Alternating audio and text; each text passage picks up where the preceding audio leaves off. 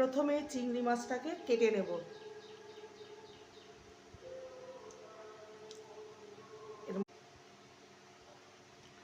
এই যে একটা বাছা হয়ে গেল, বাকিগুলো ঠিক একই প্রসেসে বেছে দেবো। সামান্য হলুদ গুঁড়ো, সামান্য লঙ্কা গুঁড়ো, লবণ, সর্ষের তেল ভালো করে মেখে নেব। চিংড়ি মাছগুলোকে ভেজে নেব লাল করে। নারকেলটাকে কুড়ে গরম জল দিয়ে ভিজিয়ে রেখেছিলাম, এবার নারকেলের দুধটা বার করে নেব।